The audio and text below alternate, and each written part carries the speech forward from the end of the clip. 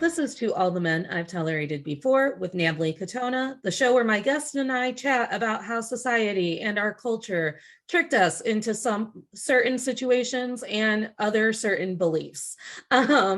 Today, I'm interviewing a new friend, Taryn, to shed some light on the current state of nursing. Hi, Taryn. Welcome to the show. Hi, thanks so much for having me on. No problem. Thank you so much for being willing to talk about this. I really do feel like I'm in this awful headspace where people are just disrespecting everyone left and right about the pandemic and COVID and pretending that it's over. So I just really appreciate people like you who are still just like eyewitness to all of the nutso activities that are happening. Yeah, absolutely. It's a strange time. It's a strange time. Yeah. It's a strange time. When people ask me how things are going, that's really the best I can say. It's a strange time. I just told Whitney Cummings' word and I just go, it's wild. I don't know. It's the wild, wild west out here. Yep. So what led you originally into nursing? Yeah, I actually have wanted to be a nurse for a long time. I was a hairstylist actually for 10 years before I switched careers. And I mean, I will shamelessly admit that Grey's Anatomy may or may not have had like a small effect on why I wanted to be a nurse as a young person. But it was, I got out of school right as the housing market crashed, and it was just like not a bad time to go to college, or not a good time to go to college. It's a bad time. So I was doing everyone's hair already for free. And then I realized I could make money off of it. So I did that first.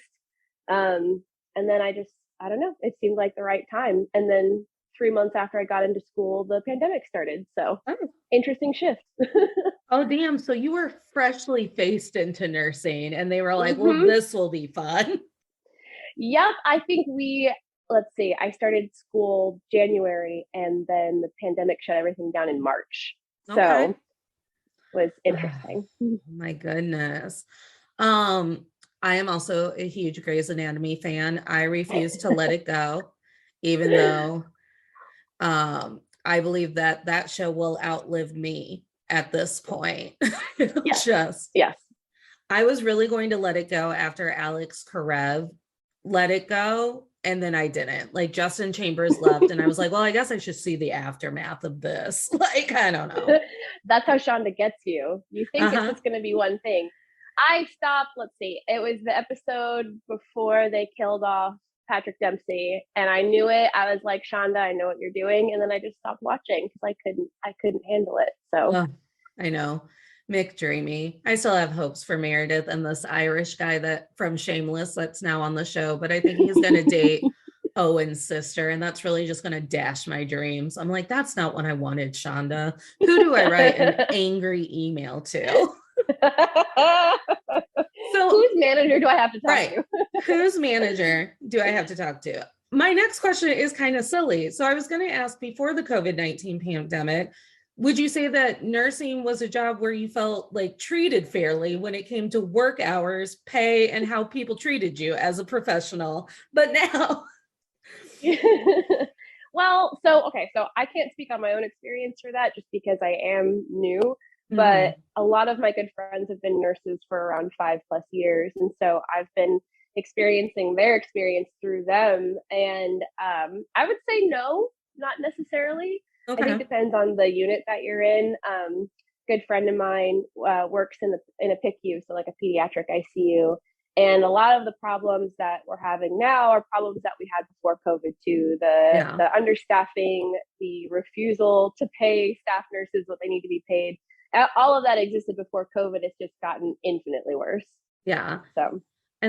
So could you go into which specific type of nursing that you do? Because I just like put it all under an umbrella, and I'm awful with acronyms. So I know you sent me the actual like ED title, but I don't know what that is.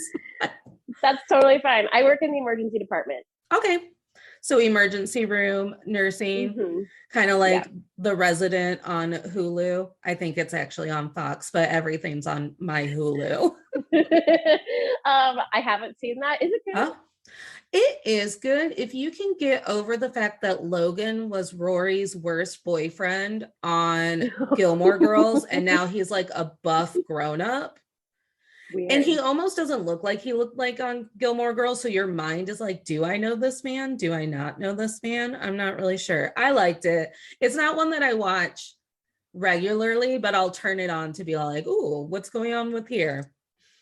That is a thing that I think would make me feel very old Yeah. if I made that connection. Yeah. Well, I'm old now. I'm just an elder millennial just trying to get out of capitalism at this point. Oh, oh, we laugh so we don't cry. We laugh so we don't cry. Like as I was writing that sentence, I was like, no one feels like they're paid fairly, and no one feels like their work hours are comparable to like actually keeping a work-life balance or anything. Like we live in an No. era where we are not like told like you should have boundaries between your job, and when the sun sets you should stop working like you live on the prairie. Well, and I'm sure you experienced that too, like being from home. Like I know my mom's job transitioned into being work from home during the pandemic, and she luckily works for people who give her a certain amount of flexibility, but there is kind of an expectation that like when work calls, you answer, and because Mm-hmm. you're not in an office anymore, it's like, well, we can bend those boundaries as much as we want because you're at home and it's Right. comfortable. Yeah. So the way that I combat that is very few people and none of my supervisors have my personal cell phone number. You don't actually have There to give you them that. and go.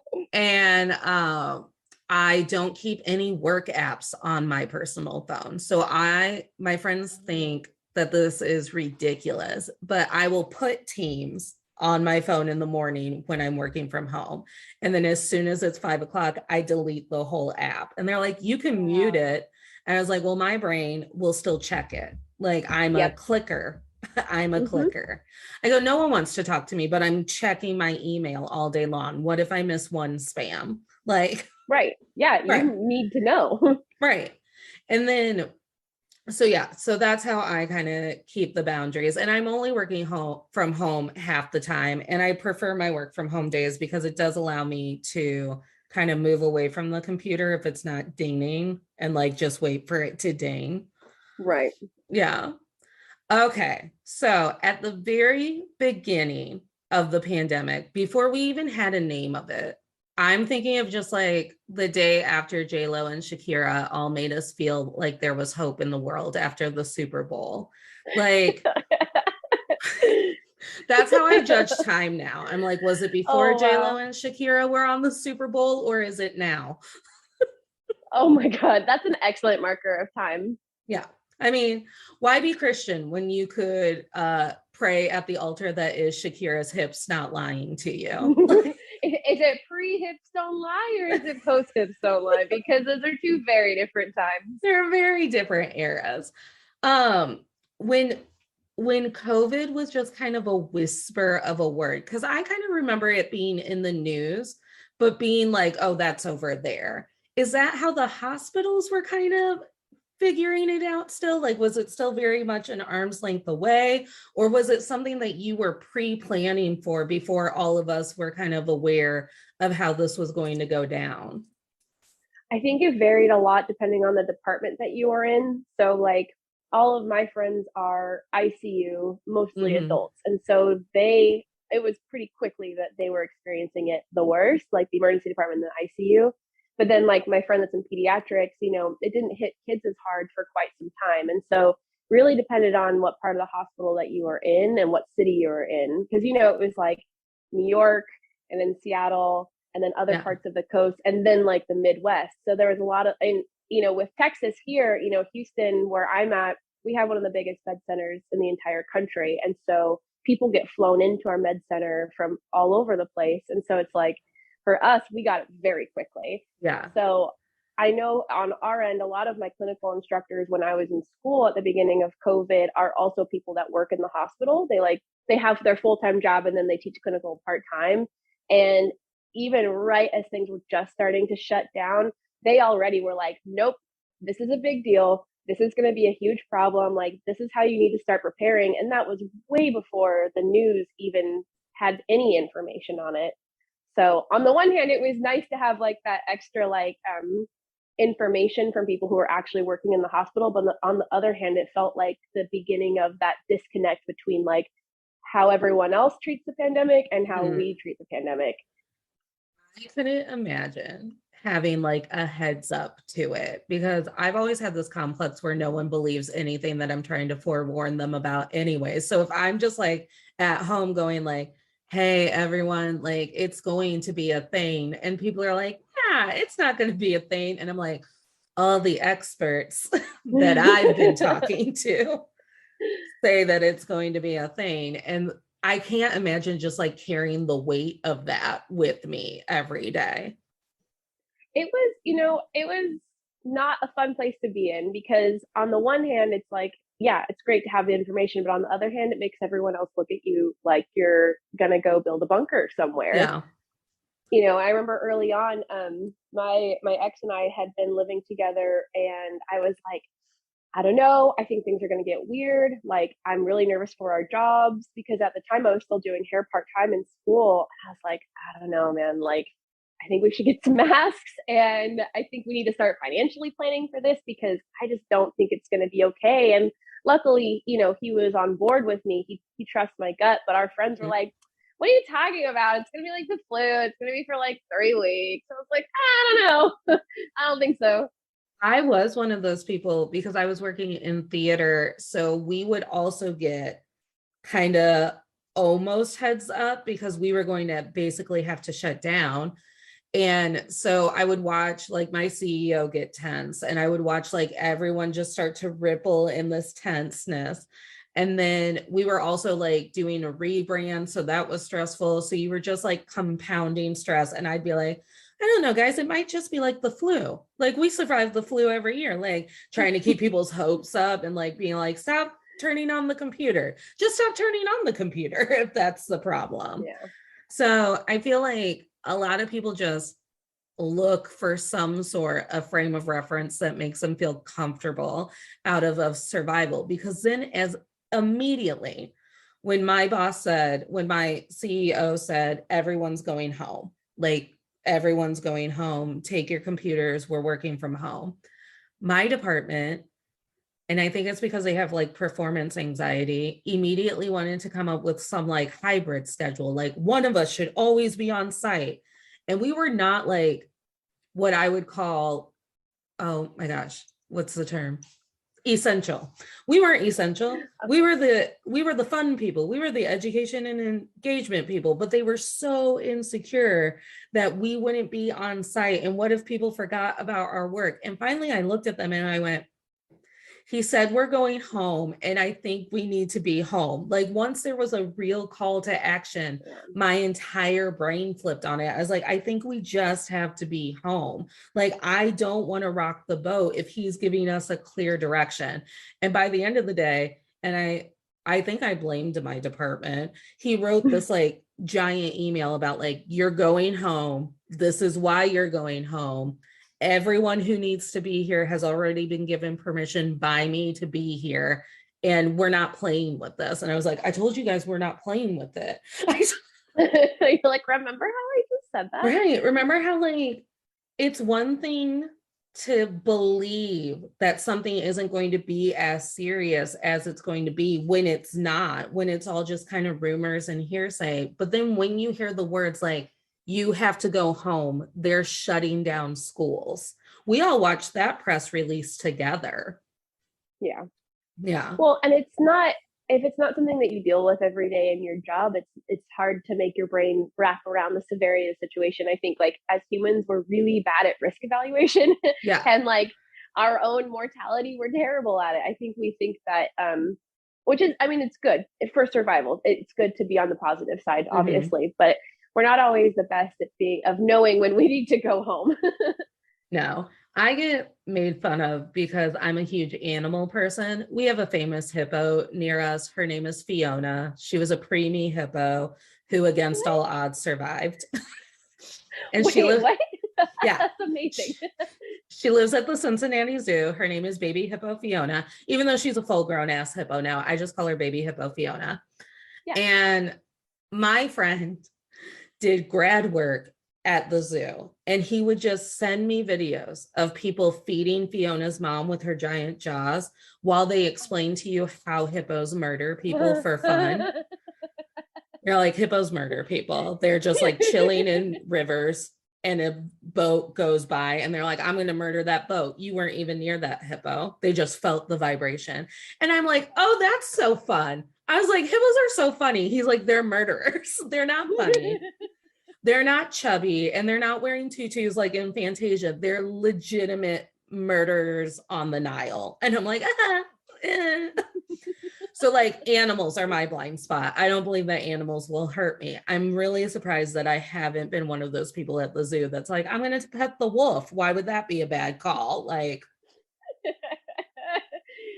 Oh my God. That's, you know, yeah, we all have a blind spot. yeah. Hippos are one of them, I guess. He's going to listen to this episode and he's like, you're like, stop telling people that you believe that you could have a hippo as a pet when I've done told you that they're murderers. Like, I've done. You're like, but here's the thing, I've tolerated other bad behavior from other terrible things. Right. And this hippo is way cuter, so Right. I'm gonna tolerate it. If it kills me, it kills me. He did get to go when she was freshly born. I don't think freshly born, but they kept her behind the scenes at the zoo for a while because it was real touch and go. Like she needed a ton of therapy and whatnot. This little preemie hippo.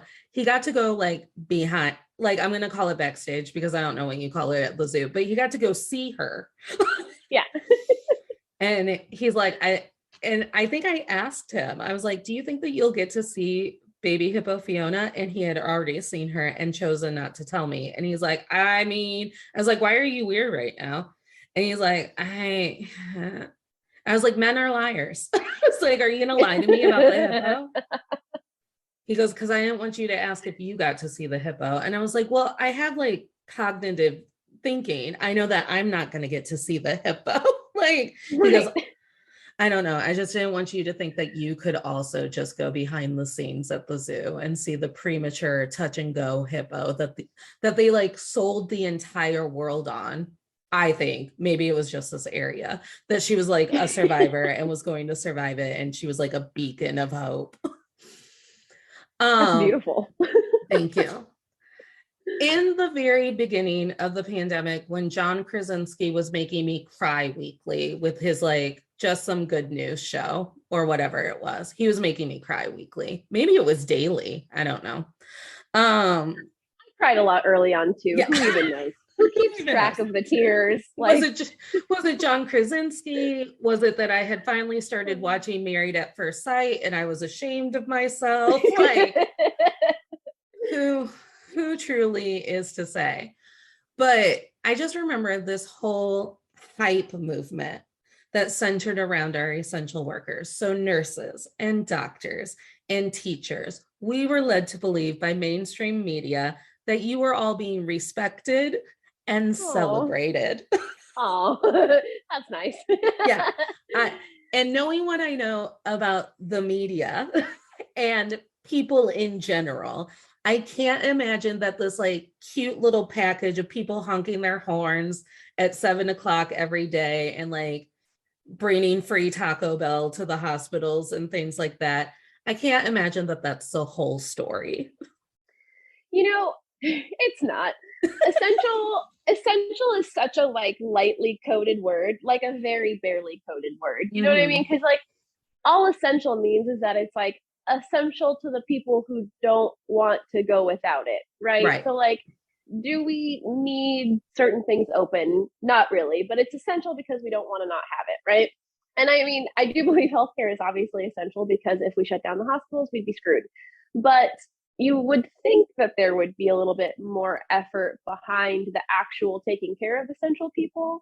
And I think that this entire time, I'm actually really glad that that this has kind of opened up to a mainstream conversation during the pandemic, because the things that we're yelling about now are the things we were yelling about before. It's just that it's exposed now. So meanwhile, all of us are over here like looking at these like dumb signs in the front of the hospital that are like, healthcare heroes work here. And it's like, there's cold pizza in the break room, and you're getting like dumb shit like a chapstick for your like appreciation. And we're like, can we have more money and safe staffing ratios? Like, my friend that works peds ICU, she, there's a very specific ratio that they're supposed to have. And I will tell you, there's hardly any states that have mandated ratios. So like, what I mean by that is like, depending on the unit that you work in, there's really like a safe amount of people that you can care for at any given time, depending on how sick that person is. Right. So like the ICU, usually you get 1 to 2 patients. In the emergency department that I work in, I can take up to 4 usually.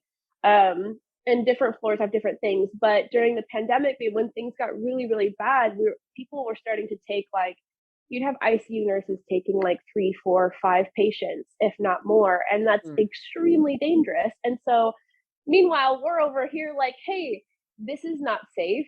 This is not good for the patients that we're taking care of. This is awful on my mental health. Also, you're not paying me more for taking more patients regardless. And that just a complete denial by hospital systems that any of that is an issue. And it's like infuriating. I think that's like one of the myths of capitalistic America is like, oh, well, you'll get hazard pay, or you'll get overtime pay, or you'll be compensated for these hours upon hours where you are putting yourself second. And very rarely do I hear people say like, oh, I got so much hazard pay, thank goodness. Like, I don't remember anyone's checks getting bigger. No, it was so rare. And that didn't exist for other like quote unquote essential workers. Like the people that worked in the grocery store down the street from me, they weren't getting extra pay or any kind of compensation. They were barely even given masks to come to work and give us food. Like, but yet they're being called essential at the exact same time. So it's like, if you're so essential, why aren't you being taken care of? It's there's actually a girl I follow on Instagram. She goes by She's in Scrubs. She's phenomenal. She's also a nurse, and she talks about these things all the time as well. But it's like right now, the only way nurses are really like making the money that they should be making is by taking these travel contracts. Do you know anything about like travel nursing? I sure don't. No. The general idea is that you work for an agency. So you're basically a contract employee. You work for an agency and they set you up with a certain amount of weeks at a hospital in a unit that you've already worked in before. Usually you have a couple of years experience, and you can get paid bank because the hospital and the agency both work together to make your payment. And the hospital loves hiring travel nurses because there's no longevity. They don't have to pay for your 401k. They don't have to pay for your insurance. They don't have to like really take care of you in any other way because the agency is responsible for you. And so they're willing to pay these travel nurses, $100+ an hour to come in for a short period of time to like cover the staffing needs. And that's awesome for the nurses who get it. And like, if I had enough experience to travel, I absolutely would, because like in the middle of the worst of the pandemic, so like Delta, like when things resurged, and Delta was very, very, very dangerous. And people were making like some upwards of like 8K a week doing these like crazy COVID travel contracts. But that's the only way people are actually getting the kind of pay they should be getting for COVID. And not everyone can do that, right? Because you go all over the country, and it's like the hospital they're so hell-bent on not paying their staff nurses that they're willing to pay triple what a staff nurse costs just to have someone come in for a couple weeks. Like they would rather do that than just pay their staff nurses. Isn't that the shit of it all? So at my current job, we have temps that process all of our paperwork. And instead of just hiring a team of people full time and giving them insurance, you would rather pay an agency, let's say it's $25, so you can pay, so the temp gets paid $13 an hour, and you still get to feel like you're like getting a good deal because you can schedule them for 30 hours a week, and then you don't have to worry about insurance or anything. Mm-hmm. But what it ends up causing is like, well, people have no like long-term plan for that job. So you're constantly doing turnover. You're constantly training new people. You're constantly getting people used to how to process the paperwork. And it wipes out having any sort of organized system to get things done. And I have to imagine it's the same with nursing. 100%. Yeah. Hospitals are businesses, obviously, even the ones that consider themselves nonprofits. That's such a misleading word. That's a misleading word. It's not charitable by any stretch of the imagination, but like they're not thinking about long term at all. They're thinking about what can our profits look like this quarter? What can it look like this year? And nurses, the shit of it is that nurses are considered an expense. Like the doctors make the money and we're an expense because we take care of the patients. And what we do, if you look at the breakdown of your hospital bill, nursing care falls under room and board, and that's it. It doesn't even touch what we actually do in a day. If you actually like listed out everything we do for each patient and you gave it some sort of monetary value, it would be a huge list. But yet we get crammed under room and board. And like your room service. Yes, exactly. That's what the hospital considers it, which is insane. Because it's a symbiotic relationship, right? Like us and the doctors, I can't speak on any other unit. I've only ever worked emergency department, but we work really closely together because things are moving very quickly. They're right next to us all the time. I don't have to go hunt them down. But because we're moving quickly, it's like they have the physician is usually there with like a nurse practitioner or a PA, and they have the entire floor of their patients. And then we have like a certain amount of their patients too. And it's like, they wouldn't be able to do their jobs properly without us, right? Because they can't manage 30 patients at a time alone. And we need them to do our jobs as well. And so it's really like a group effort. It's not like the physicians are everything and then we're room and board. Right. It's insane. Now, this will take us into the theme of the podcast. Do you believe that kind of billing and the way that nurses are viewed when it comes to patient care has to do with, for a long time, little boys were told to be doctors and little girls were told to be nurses? Oh yeah. I was waiting for you to get into this part. 100%. And you see it, to go back to the word essential too, you see it with teachers as well. Any sort of career that is like more female driven or has like a higher amount of like women in it than men always falls back into this like category of, well, the expectation is that we'll do more for less because we do it for the love of it, not because we're into money. Because men like money and women do it because we care. Women do it because who else will teach the children? I was a former teacher, so. Yes. Okay, yes. You understand. Yes. I was very much told to, answer that parent's phone call at 8:00 at night. What if that child needs you? Well, that child gets to need me from 7 a.m. to 4 p.m. Right. Yes. No one needs me at 8:30 at night. And even, I worked in 2 schools, but the majority of the time, when you're looking at administrators, they're men. Math teachers, a lot of dudes. I guess only men can do math. Right. We touched a little bit about it with history. Imagine if we started letting women teach history. Right. Like, oh, wow. Like, I've never heard of such a thing. Imagine if we stopped just letting white cisgendered straight men tell us everything was fine, but sometimes people complained. So then we made new laws. Right.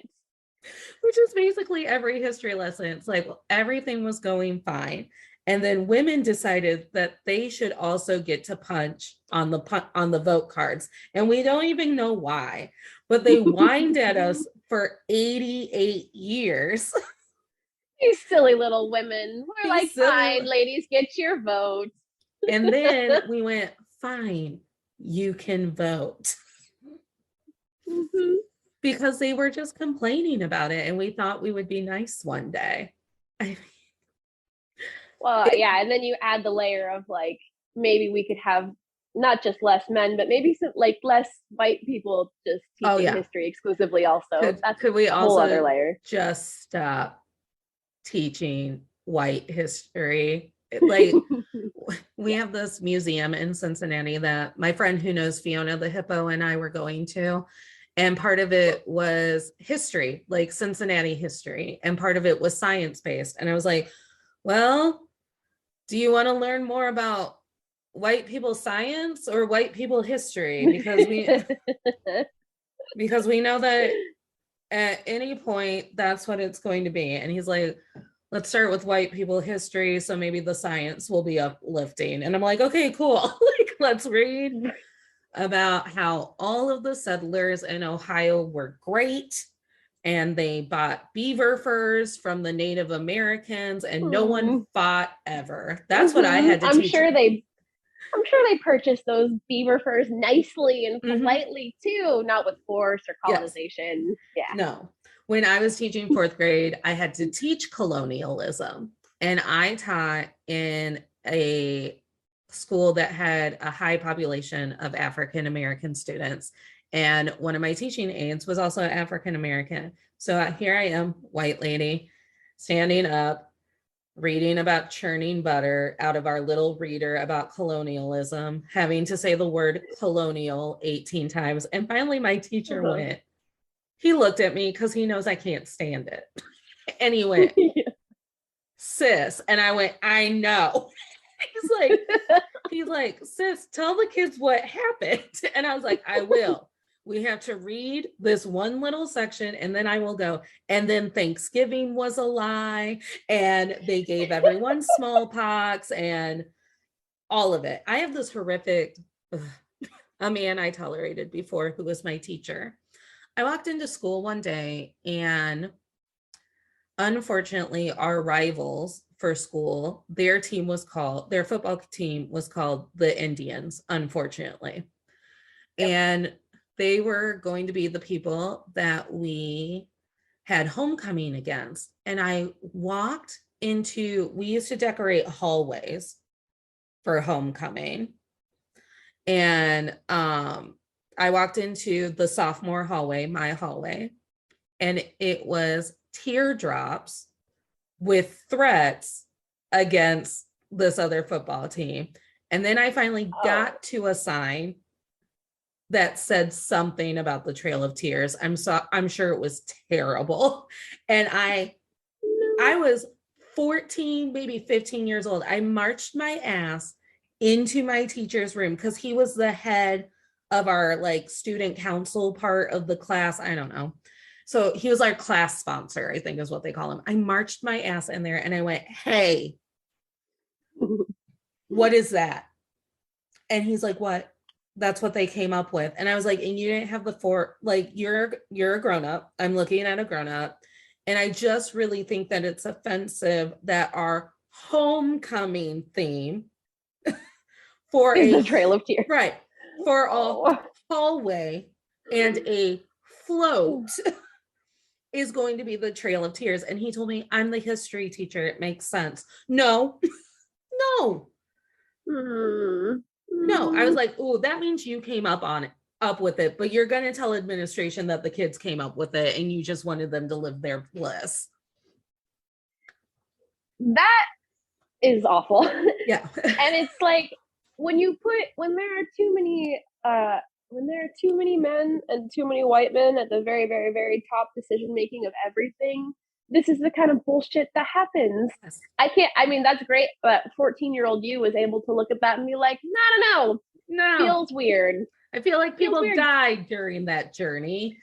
Yeah, like maybe let's not, you know, like if it, by the way, if it's any consolation, my high school was the Thomas Jefferson Raiders.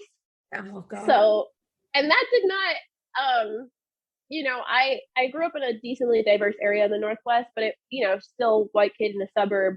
So that never Uh-huh. really clicked with me until I left the area. And then I remember being in my early 20s and being like, oh shit, like, Yeah. Thomas Jefferson, not a good start. Raider, Yeah. also not a good finish. Growing up in the Midwest and then being an adult woman dating in the Midwest is just wild. It's like I need someone to read a book. Any book. Just any book with people of color in it. And I need someone to pump the brakes and have some empathy and go, "Hey, I don't know. There are so many other puns and there are so many other things. Does it have to be the Trail of Tears? Like, this just really feels offensive. This just really feels gross." Speaking of locations that we are forced to thrive in, how's it going in Texas today? That is always such a loaded question because there's a general, we live at about a 6 out of 10 bad at all Yeah, times, and then it peaks, but you know, depending on what Abbott is doing at any given moment. That's our governor. He's trash. he's trash. um oh, he's big trash. He's He's such big trash. It's trash. so bad. Just It's big so trash. bad. Yeah, he's big trash. um it's tough because we live, it feels like living in two separate worlds because Mhm. so I used to live in Austin for a year and I live in Houston now, and I live in the city. So I live like, so I'm from Seattle originally, for context. That's how I met Annie. um but in the city proper, it feels like any other big Yeah. city. I mean, it's not quite in Austin, but like it's a mostly middle Democrat, you know, kind of like area. And even the people who are consider themselves Republicans, they're not like QAnon Republicans. They're like, Yes. I don't like my money to be taxed Republicans, which Mhm. is like still annoying, but like tolerable in day to day conversation. But then there's everywhere else outside of Houston and outside of Austin and outside of Dallas. And it is like every stereotype you could think of. And I live in Houston. I work 30 minutes out. So I don't actually work in the city of Houston. And the stark difference between where I live and where I work is unreal. And I didn't realize that there was such a difference because I've always lived in the more blue cities in Texas, Mhm.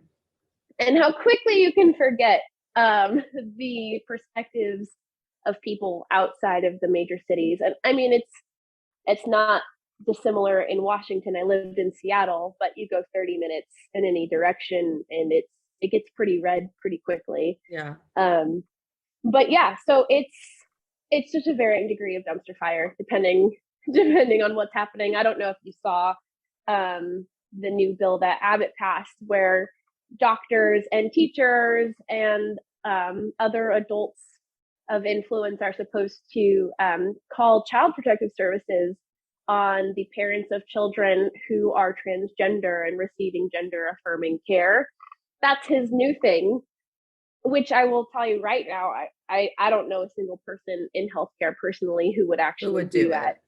it? But I just don't understand. We hear so many stories about how those children or young adults or full ass adults on the gender spectrum don't get the support that they need from home. And then you're going to go the complete opposite direction and go, if you're giving support to your child for being transgender or getting any sort of gender counseling, you're a criminal. Huh? How about that? yeah, I yeah, I just don't understand. And then that's putting health workers almost, I don't know. Oh God. It's just, I knew it something puts had. too it puts too much power in the hands of people who do want to have malice. Like, it's Mm-hmm. similar to the 6-week abortion ban, where they've decided that the state can't be the one that persecutes you, but individual citizens can. And the thing that is scary about it. Which I will preface this, I will stand up for certain parts of Texas any given day because I'm a firm believer that the South is not Republican by choice. It is Republican by gerrymandering. It is Republican by, generations of bullshit policies. Yeah. A lot of people here are really good people. And I don't think that Texas is reflected accurately by Governor Abbott. I just don't.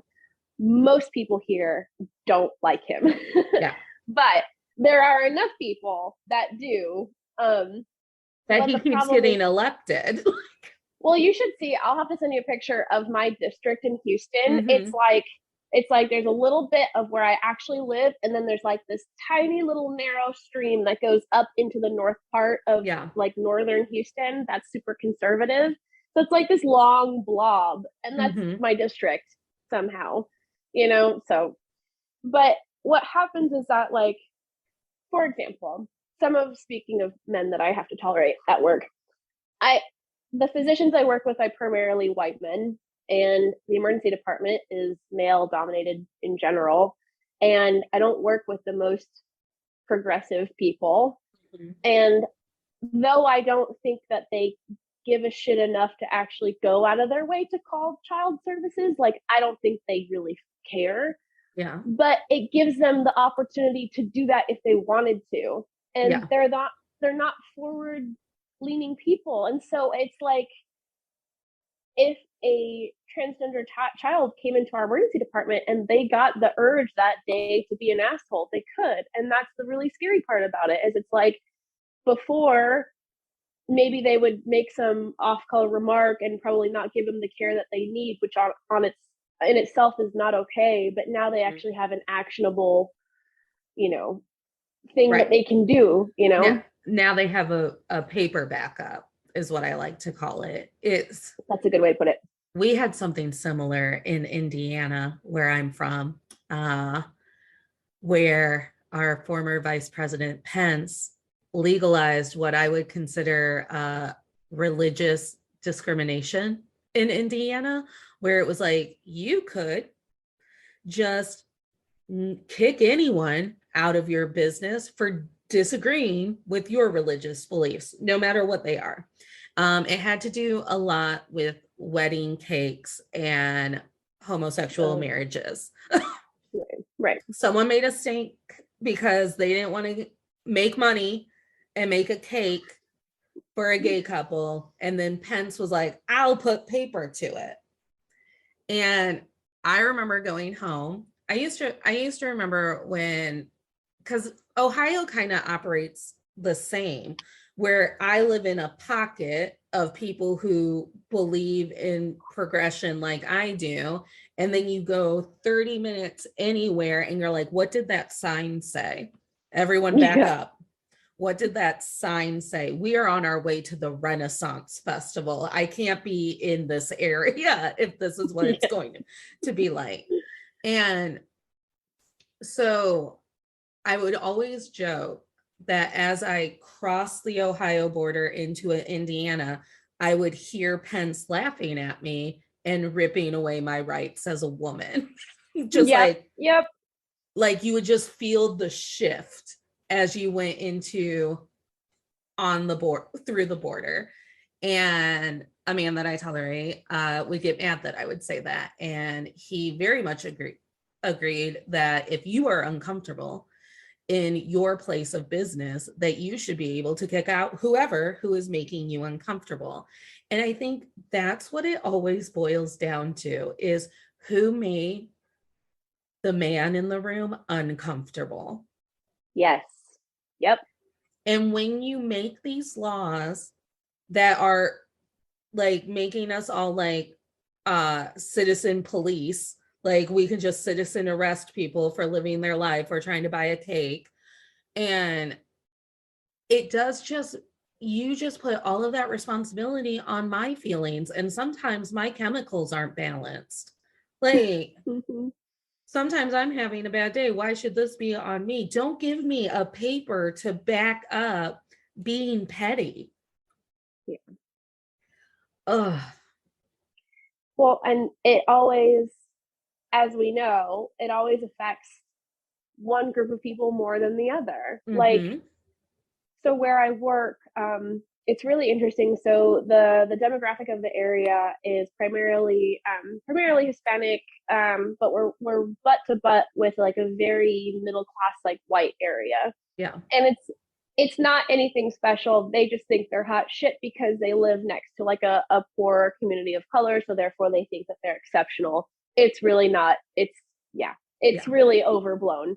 They Mm-hmm. think very highly of themselves for no reason. But so a lot of people I work with live in that area, but work, it's kind of like police. They live somewhere else, but work with a population that doesn't look like them, that doesn't have the same background as them. And so this like really awful like cycle happens where laws like this, the putting the paper to it Yeah. happens, that affects one community and affects the kind of healthcare that they can receive or the kind of outcomes that they have. So then we see them in our emergency department, and then it just reinforces this misled and misguided and prejudiced and racist opinion that my coworkers have about this group of people as a whole. And it just like continues and Mm-hmm. continues. And that sorry, I just like I have so many words for it, but I it's just know. like It it's because it's infuriating. It's is infuriating, infuriating. and it's not just a Texas thing. Like it No. really isn't. This kind of bullshit happens everywhere. We're doing so currently Indiana is doing it with some sort of fucking education bill because a couple of parents got in an uproar because they don't understand what critical race theory is. So Yeah, now they're putting forth where it's like, I'm a teacher who is just trying to survive teaching after a pandemic. And now they want you before that first day of school to send out your year's worth of lesson plans so the parents can like fucking vote on it or something. ew, what? And I'm like, no, because again, it gives the parent who is uncomfortable because of their unchecked biases the ability to go, well, why should my kid learn about Harriet Tubman when it took so long for us to get Harriet Tubman on the fucking curriculum? Yep. Um, I was pissed off because a man that I knew in high school, well, I knew him all throughout elementary school. We ended up growing up together and then we went to college together. And he works for a school in a very kind of conservative place near where I grew up. And the kindergarten class had this silly little marriage of Q and U. And he was like the officiant. Both of the teachers were female teachers. And I would have been almost okay with it. But the teacher that they put in a groom's suit with like tails, they made her wear a mustache to just like really hit home like you should associate grooms with men and marriage with Mm-hmm. men and female. And I screenshot it to my friend and I was like, this is my enragement point today. Like I am enraged. And I was like, and it's stupid because it's just like a stupid like marriage of Q and U for like a stupid kindergarten publicity post on Facebook. I was like, but I'm pissed because what if one of the kindergartners has two moms and they have Right. wedding photos all over their house of their two moms getting married? And why the fuck couldn't it have just been Q and U getting married and it was fine for everyone to be female? I don't know. I Well, just and those biases start somewhere, right? Like, mm-hmm. I didn't grow up in a very conservative area, but like there were lots of things, as we all do our whole lives, that I had to unlearn Yeah. and take out of my brain as I got older. And I don't remember any one point in my life where someone said to me, like, this is how some things are and this is how other things are. Like, I don't think most people's parents are like, this is the hard facts, 5-year-old kid. It's just Right. that these things exist in our culture and we don't check them, like putting a mustache on a female teacher for some little class thing. Probably no one really thought that hard about it, but that starts somewhere. That plants the seed in that kindergarten class that this is the right way to do it and nothing Mm-hmm. else is acceptable. And that just compounds as people get older. And then you get people like the people I work with who have no ability to have a gray area for the way that people exist in society and the reasons why they're in the emergency department and why it's maybe not always their fault that they're there and all of these different things. I don't think there was one moment where any of their parents said like, oh, well, this group of people are freeloaders and they go to the emergency department because they want to rip off the system. That's just like how society around them treated that group of people. And now Right. that's their unchecked bias. I mean, it has been so almost heartbreaking to me when I look back at my 6 years of teaching and I realize, well, was I helping or was I just like part of the problem because I bought in to the way that we teach kids and I bought in to the way that we teach children of color. And eventually I was laid off at my last school. They didn't renew my contract. And I have to imagine it's because they were foolish enough to put me on their leadership team, but they thought that I would be like a silent member or a nice member. I think because I'm funny, people just go, she'll just be some like good laughs and people will like her. So we'll give her a fake title. And then I started telling them, hey, I just think we have to look at the kids and we have to look in the cultures of their home, of their neighborhoods. And I'm tired of fighting that. I'm tired of telling these kids that their way of life isn't a good way of life and taking like the superior stance on that. And I would say things like that out loud. I was like, you know, it's crushing. And there was one member of color, I believe, on our leadership team, if I have to think about it and run it through my head. And he would just look at me and he just like pat my hand like it was a losing battle because I was like, I don't know. I just don't want to colonize these kids. Like, Yeah, absolutely. Like, I don't know. I mean, my last year of teaching was when Black Panther came out and I was like, it's Wakanda forever. Like, just, I refuse. They called us colonizers in the movie. Did anyone pick it up? Did anyone notice? Mm-hmm. It's so So, hard when you're around people. I think that is the biggest difference. You asked me how things are going in Texas. Really, the biggest difference is that I used to be in a majority mindset of progressive leaning people, and now I'm the one progressive person in a group full of very not progressive people, and it feels like screaming into the void a little yeah. bit. I can't remember exactly the term for it, but there is a type of, it's not compassion fatigue, but there's like a feeling that healthcare providers can get over time where it's like a guilt because you're doing everything you can and everything you're allowed to do, and it's not always enough. And Yes. that is, and I know, so my family is full of teachers and social workers, so I know that is a common feeling amongst anyone that gives service to a community, but it's like, it's so prominent in the emergency department. The best I can do at my job on any given day is still not enough Mm-hmm. for a community that's completely underrepresented and underserved by our healthcare system. Yeah. And it's awful. And then on top of that, to be the one person who's like, hey, I actually really want to advocate for these people. This is really hard. Can we put in a social work consult? Can we do this, this, and this? And to have my coworkers look at me and be like, well, why would you even do that? Like, they're lazy, they use drugs, so they fuck them anyways, and like all these different reasons why that person shouldn't receive compassionate care. And it's just like, it feels like an uphill battle all the time. And then you Mm. put COVID on top of it. So you're dealing with regular bullshit. And then it's like, and then the next person that comes in is COVID coming by ambulance. Yeah. And, it's just a lot. I think, and I said it during our unemployment episode. I was like, it's so hard to struggle in this country. You are almost not allowed to, whether it comes with drugs, whether it comes with neighborhood violence, whether it comes with financial situations, health situations. Like, whenever I think about being at a point where I might struggle, I immediately put a block up because I know how this country operates with people who struggle. and they take the people who are struggling, and instead of going like, hey, we can help out with that, we have resources, they go, how dare you ask for a resource? Mm-hmm. Who do you think you are? And I think COVID highlighted that for a lot of people, because I think a lot of people struggled and then they were not accustomed to struggling in this country. Yeah, absolutely.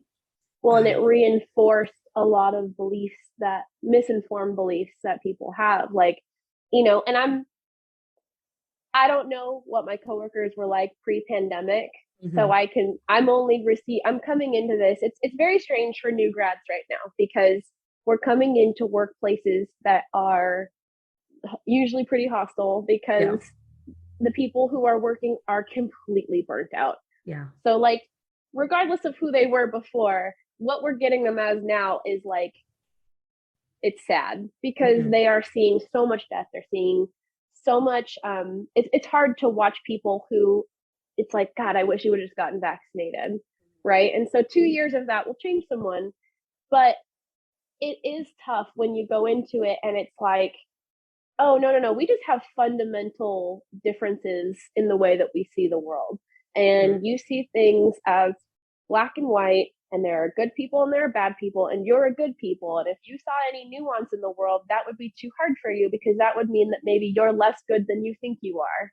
Yep. And so now you want to pass these judgments along to the people that you are supposed to be taking care of, and that's acceptable to you because they're bad and you're good, and that's the end of the story. Yeah. And it's like, to know that that existed far before COVID, it just got worse with COVID, is disheartening to be in a new profession like that. I can only imagine.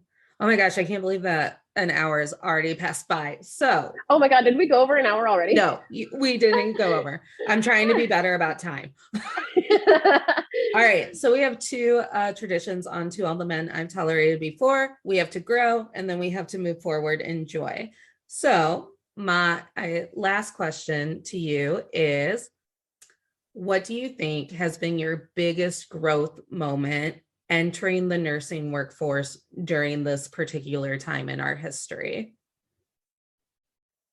I think that for me, growth wise, it's really been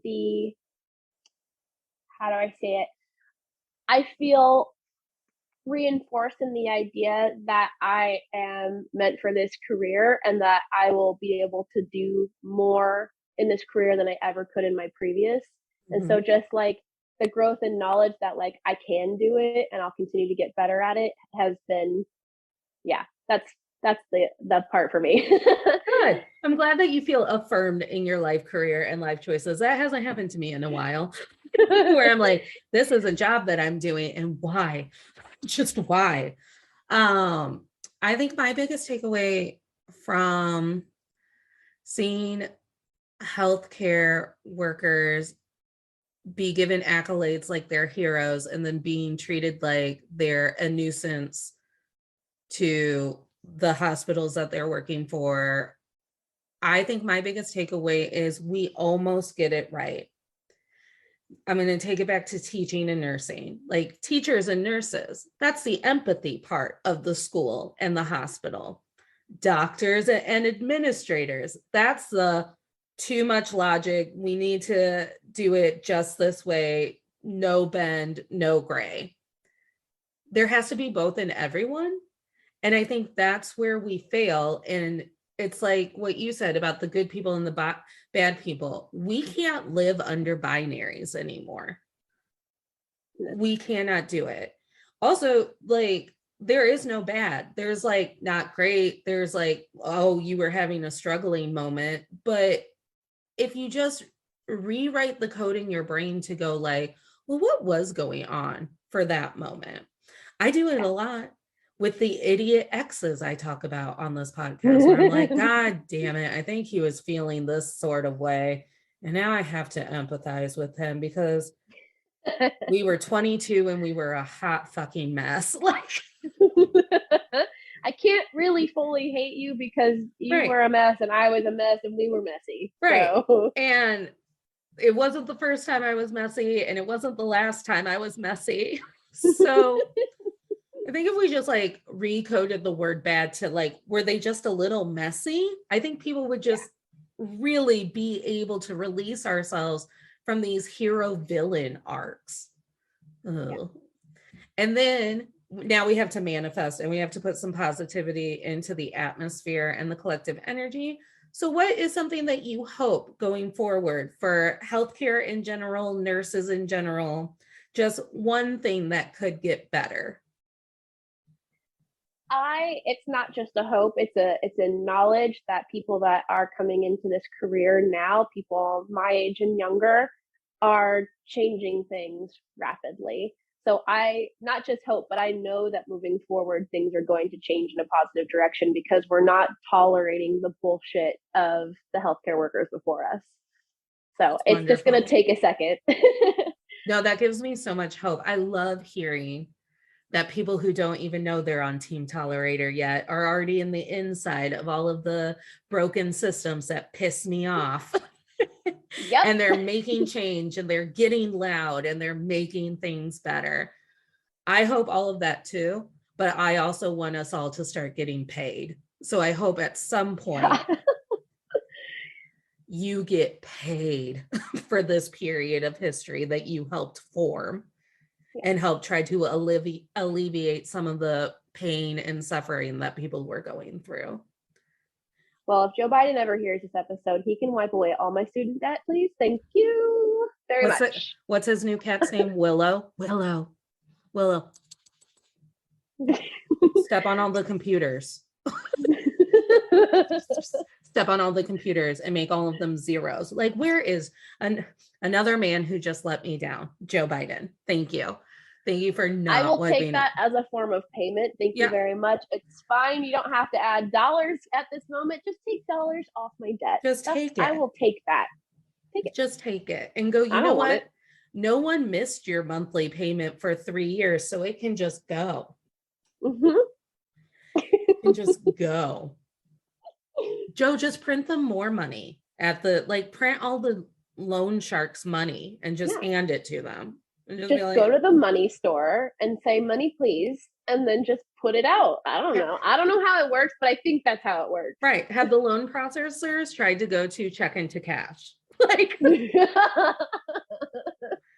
have the loan, like, have the student loan people tried to go into check into cash if they're really missing my monthly payment? Taryn, thank you so much for sharing your afternoon with me. Thank you. Please know that you're always welcome back in case you get pissed off about something else that has to do with capitalism, the patriarchy, men you've dated, anything and everything. Oh, girl, I could keep you talking forever. So yeah. There we go. Anytime you just like shoot me a text and go, have you talked about that yet? And I'd go, probably, but we can do it all over again. I'm sure I have new feelings and new thoughts. Is there anything you would like to brag about or plug for the end of the episode? Not for me personally. I don't have like any social media presence that has to do with nursing, but I do highly recommend if people want to keep up with what's happening in nursing today. I mentioned her before. She's in Scrubs. Honestly, one of the best accounts on Instagram right now. It's where I get a lot of my information. She's great. Awesome. I'll make sure to put her in the show notes. All right, tolerators, you get it. You have to be following us on Instagram at Men I've Tolerated Pod, because that's how you get to the fireside link where you could do live shows with us. We just had our first one this past week. I mean, time is irrelevant when you're listening to podcasts, but we did do our first one and it was fun. So you should join us for the next round. And then my personal Instagram and TikTok is Natalie K124. There's a bunch of link trees that give you all of the links that you need in order to find us, email us, and chat with us. And remember, tolerators, you don't have to smile through anything you're tolerating, including a healthcare system that is supposed to make you feel healthy and cared for, and instead has a few broken parts that kind of bum you out. Smiles are for joy.